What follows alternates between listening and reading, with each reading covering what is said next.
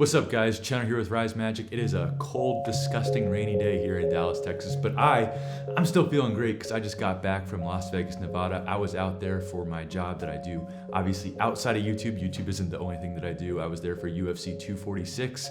For you more casual fans out there, Conor McGregor fought last weekend. Hopefully you recognize that name. I was able to make some really cool video and photo content while out there, but now I'm back here in Texas and I have a video just for you. By the way, quick note, I figured for a video idea, it would be cool to do a day in the life video where I show you guys what I do besides YouTube while showing you what I do for YouTube. So I do film work for these cool sporting events and athletes, but I also do YouTube, showing you guys just a day in the life or maybe a couple days in the life of my travel schedule, because this next weekend I'm going to Los Angeles to film for some baseball stuff. You know, last weekend I was in Vegas for some UFC stuff, really showing you guys behind the scenes of what I do on top of YouTube. I think would be a pretty cool video. Let me know if that's something you're interested in down below. But today, this video, we're going over my top 5 favorite card controls. Now, in all honesty, you really only need to know one card control, because once you know one, that's really the most important thing in Magic. You can control someone's card to wherever you want it to be. But if I'm being honest, it's always good to know more than one.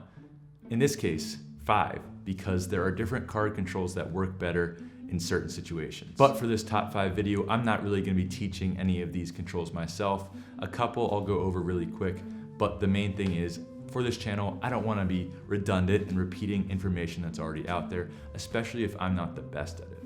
So I'm gonna send you directions of where you can learn these card controls the best way possible. Let's get started with number 1.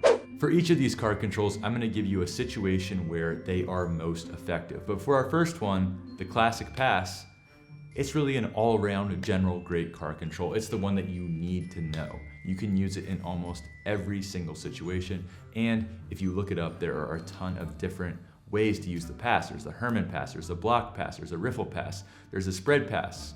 If you want to learn the classic pass, that actually is one of the card controls that we teach here on Rise Magic. I'll be sure to link that tutorial right down in the description. But out of the 5 card controls I'm going over, this is the one that you absolutely need to know if you want to be any good at card magic. Please, just learn the pass. Number 2, we're going with the Marlowe Tilt. Now, the specific situation where the Marlowe Tilt is great is when you are completely surrounded by spectators. Now, if you're performing, lots of times you have people in front of you, maybe you have people to your right, maybe you have people to your left. The Marlowe Tilt is great for when people are in a circle around you, because what you can do with the Marlowe Tilt is tilt it up and put the card inserting into the middle, covering all your angles, as you can see me do in this video from Ocean City Reacts to Street Magic. The tutorial that I recommend is by 52 Cards. The reason I recommend his tutorial is because once you learn the Marlowe Tilt, he also has this really cool convincer that you can see in another tutorial that I'll link in the description as well. Once again, this one's really, really simple, really easy to do. I would say you can probably just pick it up in a half hour before you go and perform it for people. It's really that simple and effective, as you see me use it in lots of our videos. Number 3, we're gonna go with the DPS, the diagonal palm shift.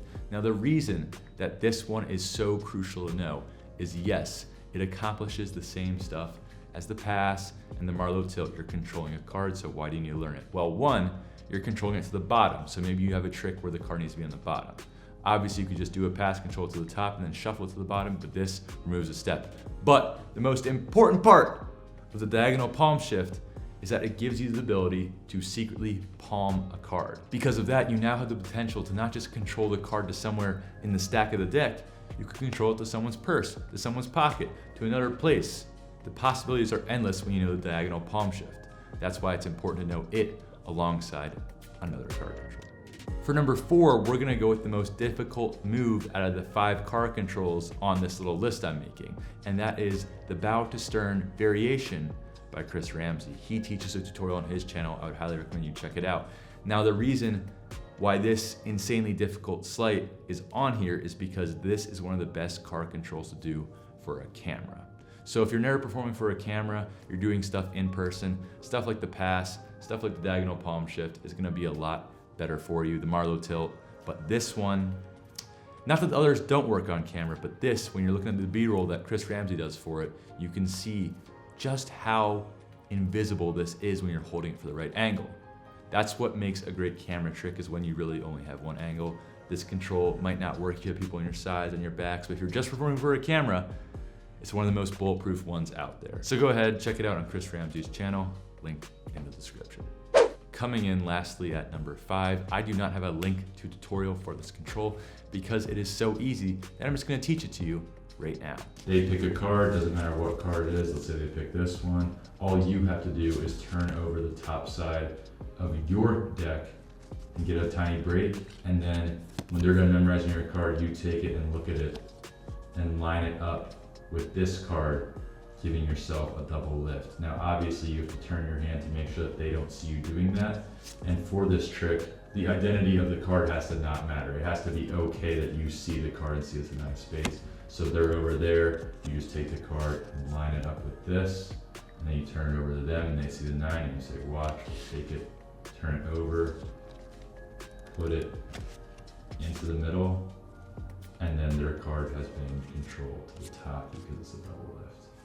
Very, very simple stuff, often used in the card to mouth magic trick. Little pro tip, instead of turning the top card over like this, you could just push it off a little bit and then use your thigh to turn it over, right? So you just bring it down the deck to your leg and use that to turn it over. Something a little bit more natural, but when you have it turned over, just get a break. Doesn't matter how big or small the break is. When they have their card, when you take it back, turn the deck over, turn it away from them, just put it on top and then show it to them. And then from there, you can flip it over, put it in the middle, maybe even have them push it in, and then it's controlled to the top. As you can see, that is extraordinarily easy to do, and you'd be surprised at how well it works. Everyone uses it in the card to mouth magic trick, but as long as the identity of the card does not matter for the trick, like you're not guessing a card and you're allowed to look at it for a control, it is so clean. You just turn it over, put it in, and now it's at the top. You can even have them put it in as long as they don't peek and see that it's not the card. That's my top 5 card controls. If you have any other ideas for a top 5 video that you want me to do in the magic cardistry field, maybe something outside of it, just let me know in the comments below. And hey guys, let me tell you, YouTube sucks sometimes. And I don't know why, but for the last 4 or 5 videos, we've been like maxing out at 2,000 views.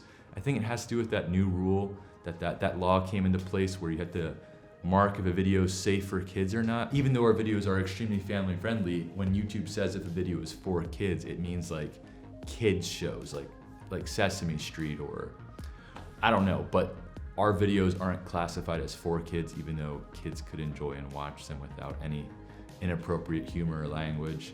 I think that's what's destroying views on our channel. It's kind of depressing to spend so much time on something and just see it drop off for no reason. So if you want to help support the channel, you can always like the video, subscribe, which I hope you already are. Turning on post notifications helps so you don't miss a video. You guys support us so much. It's just, it's frustrating to see kind of like decline like that. But I have no doubt, just like with anything in life, if we continue to work hard and keep on pressing forward and kind of ignore the little storm we're going through on the channel right now, that will continue to succeed in the future. I have no doubt. And let me know down below if you want to see that video that I was talking about, which is like days in the life of a traveling documentary filmmaker slash magician slash YouTuber. I'm down to make that. That sounds like fun, but I just want to know if you guys want it. All right, have a blessed day. Always appreciate the support. Thanks.